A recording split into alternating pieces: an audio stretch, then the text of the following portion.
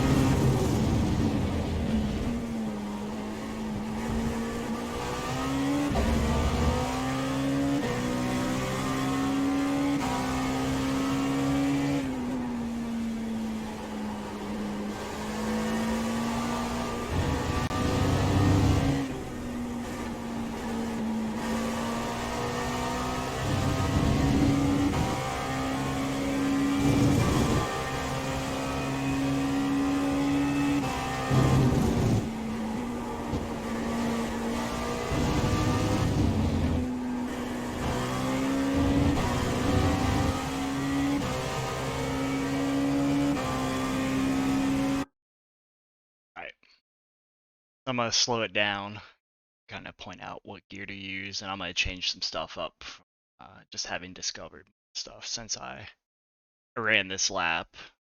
I kind of guarantee where there's speed to be found. I'm not even going to try and pretend to tell you what track limits are and how it's justified. This track, I know specifically they do the center point of the car. Once it crosses a certain point, it's going to be different each turn. Anyways,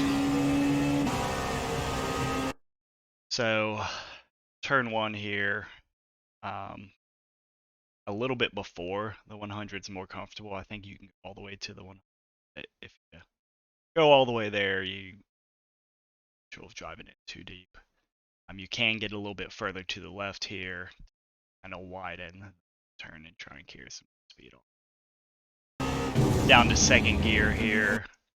I find that sometimes when I screw this turn up, I turn in too early. I think I probably turn a bit too early here. I kind of aggressively jump across the sausage curve on exit. Somehow was not an off track. It probably should have been. But ideally, you want to use the sausage curve, get your left side tires right to it, kind of hold you into the track and accelerate.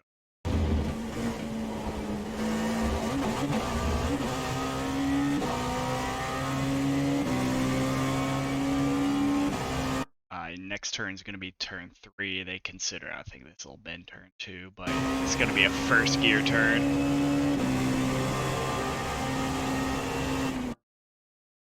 Again, I think a little bit before, I would call it like the 125 yard sign is where you're going to brake down to first gear.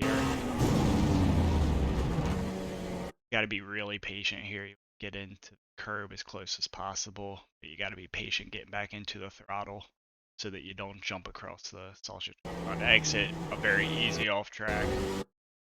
So right, honestly, that's a pretty ideal line.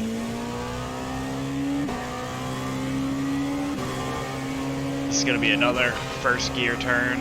It's downhill, which makes it easier to lock up your brakes. Get up to 6. Again, a little bit before the 100. You can potentially go to the 100. I would recommend hard braking, get down to first gear. So here's another turn where it's easy to get off track for cutting too shallow. Was not, but much further than this. I think if I were to get the entire tire over green section, meshy section, it would probably be an off track.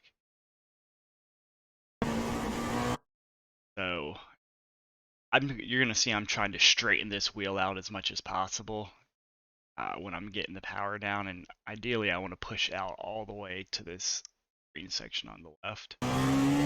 I could have gotten into it maybe a little bit harder and straightened it out more, carried more speed.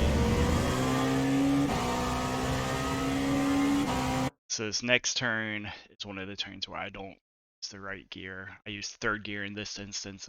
Actually a second gear turn, doing some other stuff. Kind of right at or maybe a little bit 50 sign. Like I would get down to second. You can use this curb here to the left.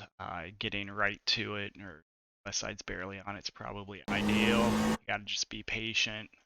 Have a good vantage point when to kind of get back into the throttle. But on runoff, and this is another one, I'm probably with inches of it being back.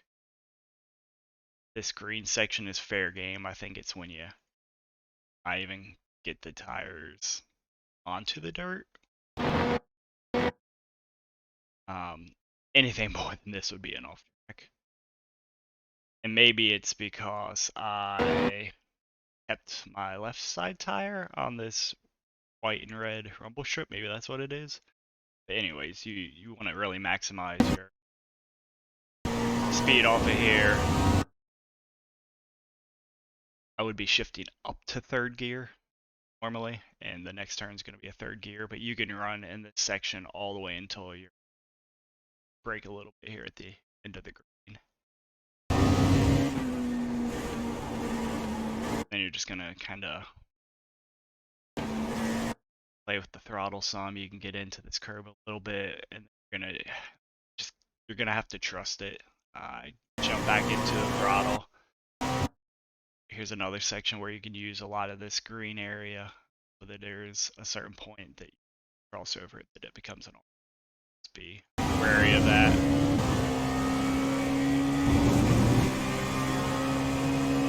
I'm gonna leave it in 5th gear here. I think I shift up the 6th gear, but I don't think shifting up the 6th is necessary. You hit the limiter just very minor at the end of the straight.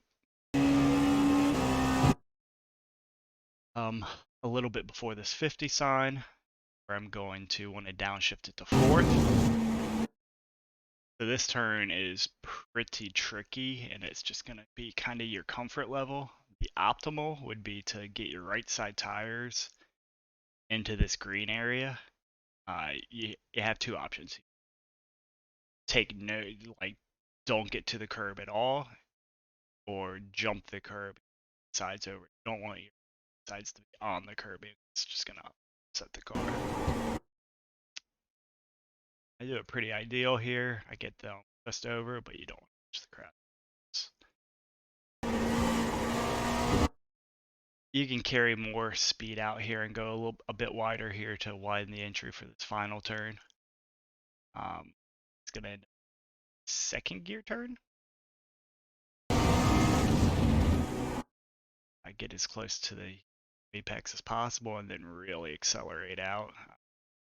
The car is being compressed pretty here just by it being downhill, downforce. So you can just jump into the throttle hard and exit out to the left. I think you can pretty much all of this green run and carry more speed. But there's my quick track guide for you. Play through again at full speed so you can kind of see, based on how me slowing it down, what it looks like.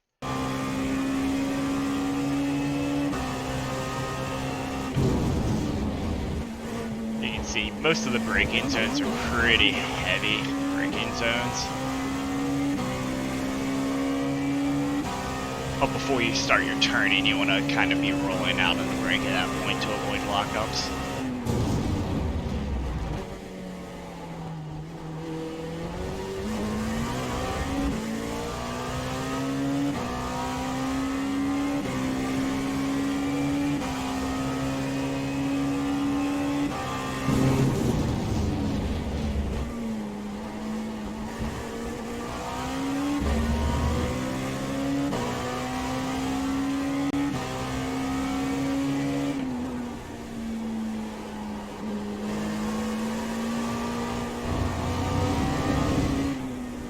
actually here I had to back out of the throttle a little bit there to avoid actually running it off. So, like I said, if I would have just gotten into the throttle a split second later, it would have been an issue.